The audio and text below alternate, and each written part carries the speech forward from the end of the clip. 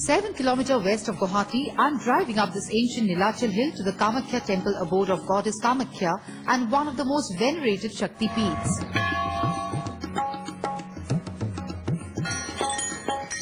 Kamakhya temple is the mark of identity of Assam. Any occasion from a marriage to students appearing for exams, interviews is not carried out without offering prayers in this temple.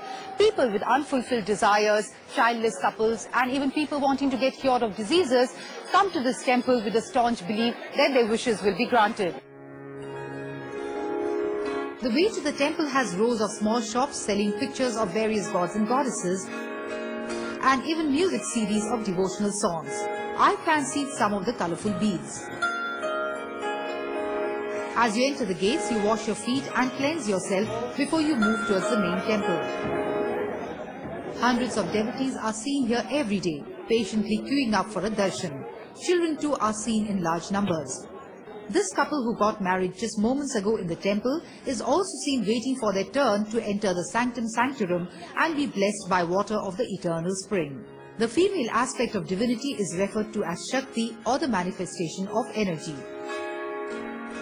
Mother Goddess Kamakhya is said to be the epitome of female energy and one of the most frequented places of worship from all across the country. According to the Kalika Purana, an ancient work in Sanskrit, Kamakhya is described as the yielder of all desires, the young bride of Shiva and the giver of salvation. Daksha, Sati's father, had organized a grand yagna but didn't invite her and son-in-law Shiva. Sati, however, went to attend it and after being humiliated by her father, gave up her life. Shiva was enraged and carried around his wife's corpse in a tandav. Seeing this aimless frenzy, Lord Vishnu cut Sati's body into 51 pieces with his discus. The places where the pieces fell are revered today as Shakti peeths. The reproductive organ or the yoni of Sati is said to have fallen where the temple stands today. People finding an eternally moist cavern oozing a small stream started worshipping the spot. Post King Narnarayan ordered the construction of the temple in 1562, but there are several other dates associated with the temple. One of the earliest seats of Tantricism, Kamakhya is shrouded in myths and lores. There are plenty of sweet shops in the temple complex and I never fail to have some of them every time I come here.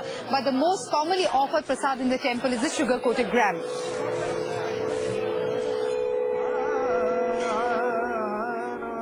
The temple walls had various carvings of different gods and goddesses. And as I sit perched up here, I get an overview of the temple and some solitude in an otherwise crowded pilgrimage site. Lakhs of devotees turn up for the most important festival here, Ambubachi, held every year in the month of June. It's believed that the goddess representing Mother Earth undergoes her menstrual cycle during this time. For visitors from outside the state, this is a place which is a must-see. And believers feel, once inside the temple, it evokes a sense of mysticism, a feeling of having made direct contact with the Supreme Being for that brief moment. So if you want your wishes to be fulfilled, come for the Mother's blessings. Vote for Kamakhya Temple.